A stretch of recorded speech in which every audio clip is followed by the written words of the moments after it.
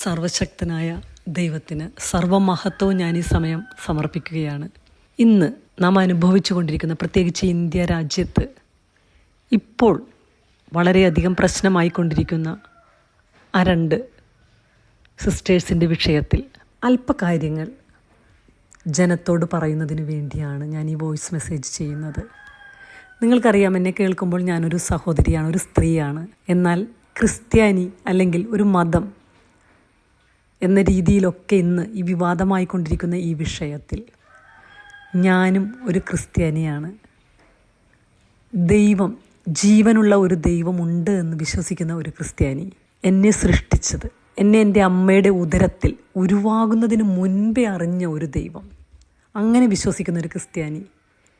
എന്നാൽ ആ ക്രിസ്ത്യാനി എന്നത് ക്രിസ്തുവിനെ അനുഗമിക്കുന്ന ഒരു വ്യക്തിക്ക് ലഭിക്കുന്ന പേരാണ്. അതുകൊണ്ട് തന്നെ ധൈര്യത്തോടെ ഈ ലോകത്തോട് ഞാൻ വിളിച്ചു പറയുന്നു, ഞാൻ എൻ്റെ ക്രിസ്തുവിനെ അനുഗമിക്കുന്ന ഒരു ക്രിസ്ത്യാനിയാണ്. ഞാൻ തികച്ചും ലാറ്റിൻ കാത്തലിക് പാരമ്പര്യത്തിൽ ജനിച്ചു വളർത്തപ്പെട്ട ഒരു വ്യക്തിയാണ്. എന്നാൽ ദൈവവചനമെന്ന ബൈബിൾ എന്ന ഗ്രന്ഥം അതെൻ്റെ ജീവിതത്തെ യഥാർത്ഥ ക്രിസ്ത്യാനിയാക്കി തീർത്തു. എന്നാൽ സ്ത്രീ എന്ന നിലയിൽ ഞാൻ എന്നെ കേൾക്കുന്ന പ്രിയപ്പെട്ടവരോട് വിളിച്ചു പറയട്ടെ, സ്ത്രീക്ക് ദൈവം വെച്ചിരിക്കുന്ന വ്യവസ്ഥകളുണ്ട്. അതിൻ്റെ അടിസ്ഥാനത്തിൽ നിന്നുകൊണ്ട് തന്നെയാണ് ഞാൻ എന്നെ കേൾക്കുന്നവരോട് സംസാരിക്കുന്നത്.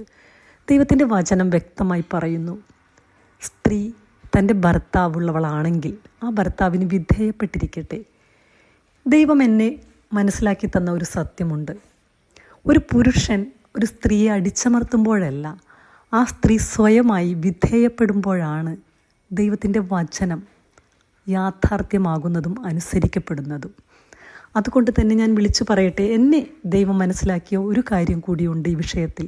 ഒരു ഭർത്താവ് ഉപേക്ഷിച്ചു പോയ ഒരു സ്ത്രീ ആ ഉപേക്ഷിച്ചു പോകുന്ന സമയത്ത് ഉദരത്തിലൊരു കുഞ്ഞിനെ വഹിക്കുന്നുണ്ട്.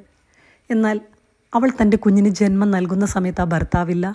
കുഞ്ഞ് ജനിച്ചു വളർന്നു, കുഞ്ഞിന് അറിവായ സമയത്ത് കുഞ്ഞിന് ഒരു പിതാവില്ല. ഭൗതികമായ ഒരു അപ്പായി അല്ലെങ്കിൽ പിതാവിനെ കാണിച്ചു കൊടുക്കുവാൻ ആ സ്ത്രീക്കില്ല. എന്നാൽ പല സന്ദർഭങ്ങളിലും ഇവർ യാത്ര ചെയ്യുമ്പോഴൊക്കെ പലപ്പോഴും ദൂരെയൊക്കെ തൻ്റെ ഭർത്താവിനെ കാണുമ്പോൾ ആ കുഞ്ഞിനെ ചൂണ്ടിക്കാണിച്ചുകൊണ്ട് ആ സ്ത്രീ പറയും, മകനെ, അതാണ് നിൻ്റെ പപ്പ. പക്ഷേ ഇങ്ങനെയുള്ള സന്ദർഭത്തിൽ ഉപേക്ഷിക്കപ്പെട്ടു പോയതാണ്, അതുകൊണ്ട് നമുക്ക് എന്തെങ്കിലും പപ്പായെ തിരിച്ചു കിട്ടുമായിരിക്കുമെന്ന് പറഞ്ഞുകൊണ്ട് ചൂണ്ടിക്കാണിച്ചു കൊടുക്കും. ആ കുഞ്ഞത് കേൾക്കും, ഗ്രഹിക്കും. അതെത്രത്തോളം അതിന് ഹൃദയത്തിൽ യാഥാർത്ഥ്യമായി തോന്നിയിട്ടുണ്ട് എന്ന് നമുക്കറിയില്ല. അങ്ങനെ പലപ്പോഴും ചൂണ്ടിക്കാണിച്ചു കൊടുക്കുന്ന സന്ദർഭങ്ങൾ ഉണ്ടായിട്ടുണ്ട്. എങ്കിലും ഒരു ദിനം ആ ഭർത്താവ് തൻ്റെ ഭവനത്തിലേക്ക് എന്ത് വിഷയമായിക്കൊള്ളട്ടെ, മാനസാന്തരപ്പെട്ടാണോ അല്ലെങ്കിൽ പ്രശ്നങ്ങൾ സോൾവായി കടന്നു വരുന്ന സമയത്ത്, മകനെ, ഞാനാണ് നിൻ്റെ പപ്പ, ഞാനാണ് നിൻ്റെ പിതാവ് എന്ന് പറഞ്ഞുകൊണ്ട് ഇതാണ് നിൻ്റെ അമ്മ അല്ലെങ്കിൽ എൻ്റെ ഭാര്യയെ ഞാൻ അംഗീകരിക്കുന്നു എന്ന് പറഞ്ഞു, അല്ലെങ്കിൽ ഈ മകൻ നീ എൻ്റേതാണ് എന്ന് പറഞ്ഞുകൊണ്ട് കടന്നു വരുന്നൊരു സന്ദർഭമുണ്ടെങ്കിൽ അവിടെയാണ് യഥാർത്ഥ സത്യം ഉണ്ടാകുന്നത്. കാരണം ആ കുഞ്ഞ് അമ്മ ചൂണ്ടിക്കാണിക്കുന്നിടത്തോളം കാലം ആ കുഞ്ഞിനതൊരു പൂർണ്ണതയുള്ള സത്യമായി തോന്നണമെന്നില്ല. എന്നാൽ ഒരു പിതാവ് തന്നെ കടന്നു വന്നുകൊണ്ട് പറയുകയാണ്, ഞാനാണ് മോനെ നിൻ്റെ പിതാവ്. ഇത് തന്നെയാണ് പ്രിയരെ ഒരു സ്ത്രീ ഈ സമൂഹത്തോട് വിളിച്ചു പറയുമ്പോൾ, അവൾ ആ വചനത്തിൻ്റെ അടിസ്ഥാനത്തിൽ നിന്നുകൊണ്ട് വിധേയപ്പെട്ടുകൊണ്ട് ദൈവം പറയുന്ന കാര്യങ്ങളെ ചെയ്ത് ഈ ലോകത്തോട് വിളിച്ചു പറയുമ്പോൾ അതാണ് സത്യം എന്ന് പറഞ്ഞതുപോലെ, ഒരു സഹോദരി എന്ന നിലയിൽ ദൈവം എനിക്ക് നൽകിയിട്ടുള്ള അടിസ്ഥാനത്തിൽ നിന്നുകൊണ്ട് ഞാൻ പറയുന്നു, ഇന്ന് നാം എന്ത് തന്നെ കേട്ടുകൊണ്ടിരിക്കുന്ന വാർത്തകളാണെങ്കിലും ദൈവത്തിൻ്റെ വചനത്തിൽ വ്യക്തമായി പറഞ്ഞിട്ടുണ്ട്. കർത്താവ് യേശു ക്രിസ്തു പറഞ്ഞിട്ടുണ്ട്, എന്നെ അനുഗമിക്കുന്നവരെ ലോകം പകയ്ക്കും, ഞാനല്ലാതെ മറ്റൊരു വഴിയില്ല. നിങ്ങൾക്ക് വ്യക്തമായി എന്നെ കേൾക്കുന്ന പലരും ഇത് കേട്ടിട്ടുണ്ടാവും. കർത്താവിനെ അറിയാത്തവരും അറിഞ്ഞവരുമൊക്കെ കേൾക്കുന്നുണ്ടാവും. എന്നാൽ സത്യം ഒന്നേ ഉള്ളൂ, അതേസമയം കള്ളങ്ങൾ ഒത്തിരിയുണ്ട് എന്ന് പറഞ്ഞതുപോലെ ദൈവത്തിൻ്റെ വചനം ഈ ഭൂമിയിൽ ഉള്ളിടത്തോളം കാലം ആകാശവും ഭൂമിയും മാറ്റപ്പെട്ടാലും ദൈവത്തിൻ്റെ വചനം മാറ്റപ്പെടുന്നില്ല എന്ന് അതിൽ ദൈവം എഴുതി വച്ചിരിക്കുന്നിടത്തോളം കാലം അതങ്ങനെ തന്നെ നിലനിൽക്കുകയും അത് അനുവർത്തിക്കപ്പെടുകയും ചെയ്യും. അതുകൊണ്ട് തന്നെ ഈ ആക്രമണങ്ങളും പ്രശ്നങ്ങളും പ്രതിസന്ധികളും ഉണ്ടായാലും ക്രിസ്തു എന്ന നാമം, ക്രിസ്തു എന്ന ഏകരക്ഷ അത് നടന്നുകൊണ്ടേയിരിക്കും. എത്ര ആക്രമിക്കപ്പെട്ടാലും, എത്ര പീഡിപ്പിക്കപ്പെട്ടാലും ദൈവത്തിൻ്റെ വചനം വ്യക്തമായി പറയുന്നു, നിങ്ങളോട് പ്രതിവാദം ചോദിക്കുന്നവരോട് സൗമ്യതയോടെ മറുപടി പറയുവാൻ തക്കവണ്ണം നിങ്ങൾ ഒരുങ്ങിയിരിക്കുവിൻ.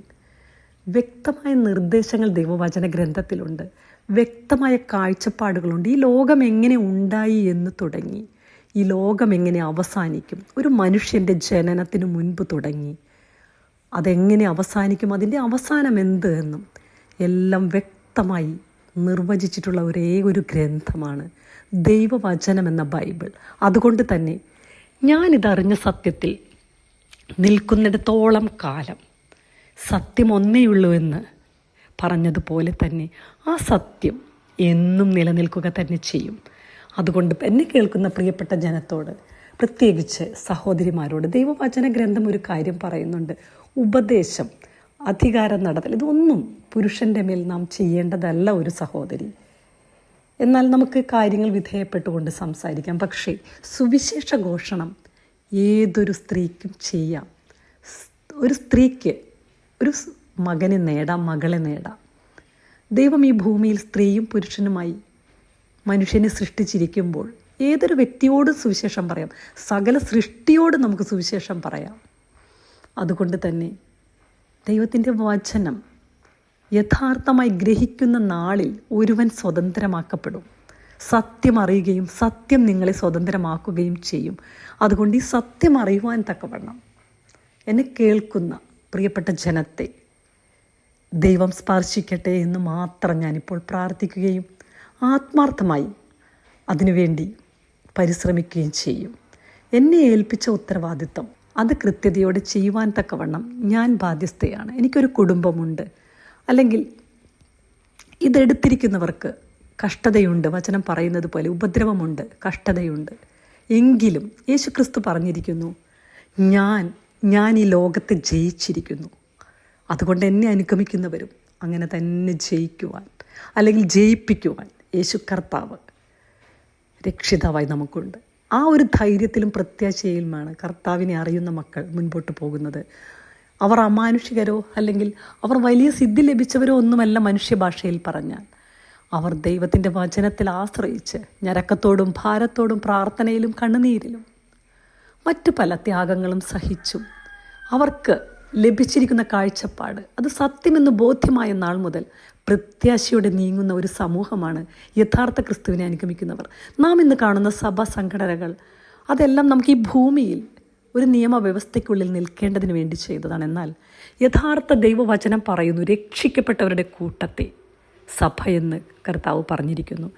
കർത്താവ് രക്ഷിക്കപ്പെടുന്നവരെ ദിനം പ്രതി സഭയോട് ചേർത്തുകൊണ്ടിരിക്കുന്നു. അതുകൊണ്ട് തന്നെ സഭ സംഘടനകൾ മറന്ന് യഥാർത്ഥമായി ക്രിസ്തുവിനെ രക്ഷിതാവായി സ്വീകരിച്ചു ആ കർത്താവിൻ്റെ മരണത്തിൽ, അടക്കത്തിൽ പങ്കാളികളാകുവാൻ തക്കവണ്ണം സ്നാനപ്പെട്ട് ആ ഉയർത്തെഴുന്നേൽപ്പിൽ പങ്കാളികളായി തീർന്ന് ഉയർത്തെഴുന്നേറ്റ് കർത്താവായ യേശുക്രിസ്തു നൽകിയ പരിശുദ്ധാത്മാവെന്ന ആ ദാനത്തെ പ്രാപിച്ച് ആ ആത്മസ്നാനം സ്വീകരിച്ച് സഭയോട് ചേർന്ന് ജീവിക്കുന്ന മക്കൾ, അവർക്ക് നന്നായി അറിയാം യേശു കർത്താവ് വീണ്ടും വരും.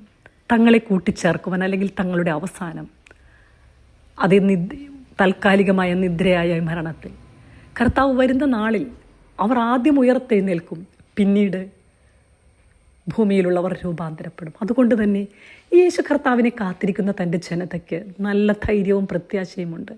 അതുകൊണ്ട് തന്നെ ഈ ഭൂമിയിലോ തങ്ങളായിരിക്കുന്ന രാജ്യത്തോ ദേശത്തോ ഒക്കെ നടക്കുന്ന പ്രതിസന്ധികളിൽ അവർ കണ്ണുനീരോടെ പ്രാർത്ഥിക്കും. തൻ്റെ പ്രിയപ്പെട്ടവർക്ക് വേണ്ടി അവർ, തൻ്റെ ജനങ്ങൾ നശിക്കുന്നതിന് വേണ്ടി അവർ എന്നും പ്രാർത്ഥിച്ചു കൊണ്ടിരിക്കും, സുവിശേഷം പ്രസംഗിച്ചു കൊണ്ടിരിക്കും. സാധിക്കുന്ന രീതിയിലൊക്കെ സുവിശേഷം മറ്റുള്ളവരോട് പറയും. എന്തു തന്നെ എതിർത്താലും ഉറച്ചു നിന്ന് ജനം വീര്യം പ്രവർത്തിക്കുവാൻ തക്കവണ്ണം ദൈവത്തിൻ്റെ പരിശുദ്ധാത്മാവ് അവരോട് കൂടെ ഇരിക്കും. എൻ്റെ ഈ വാക്കുകളെ ഞാൻ എന്നെ കേൾക്കുന്ന ജനത്തിന് മുൻപിൽ നൽകുമ്പോൾ നിങ്ങൾക്കും ഇത് ധൈര്യത്തോടെ സ്വീകരിക്കാം. ദൈവവചന ഗ്രന്ഥം ഒന്ന് വായിക്കണമെന്ന് ആഗ്രഹിച്ചാൽ മതി. എനിക്കതിനെ അറിയണം, യഥാർത്ഥ ഒരു സത്യദൈവമുണ്ടെങ്കിൽ എനിക്ക് ആ ദൈവത്തെ ഒന്ന് കണ്ടുമുട്ടണമെന്ന് ഹൃദയത്തിൽ ആഗ്രഹിക്കുന്ന, നിഷ്കളങ്കമായി ആഗ്രഹിക്കുന്ന ഏതൊരു വ്യക്തികൾക്കും അതിനെ മനസ്സിലാക്കുവാൻ തക്കവണ്ണം ദൈവത്തിൻ്റെ ആത്മാവ് കൂടെ ഇരുന്ന് നമ്മെ അനുഗ്രഹിച്ച് മനസ്സിലാക്കി തരുന്ന ഒരു ദൈവമാണ് നമുക്കുള്ളത്. കല്ലോ മണ്ണോ കളിമണ്ണോ മരമോ ഒന്നുമല്ല യഥാർത്ഥ ദൈവം. ജീവനുള്ള ഒരു സത്യദൈവം ജീവിച്ചിരിക്കുന്നു എന്ന് തിരിച്ചറിയുവാൻ തക്കവണ്ണം ദൈവവചനം എന്ന ഗ്രന്ഥത്തെ മനസ്സിലാക്കുവാനൊന്ന് ആഗ്രഹിച്ചാൽ മതി.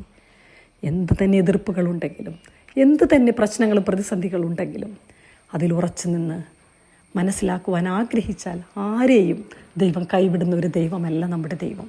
അതുകൊണ്ട് പ്രിയപ്പെട്ടവരോട് എനിക്ക് പറയുവാനുള്ളത്, ഈ ദൈവവചനം എന്ന ഗ്രന്ഥത്തെ മനസ്സിലാക്കുവാൻ, വായിക്കുവാൻ എല്ലാവരെയും, എന്നെ കേൾക്കുന്ന പ്രിയപ്പെട്ട ജനത്തെ ദൈവം അനുഗ്രഹിക്കട്ടെ എന്ന് പ്രാർത്ഥിച്ചുകൊണ്ട് ഞാൻ നിർത്തുന്നു. ആമേൻ.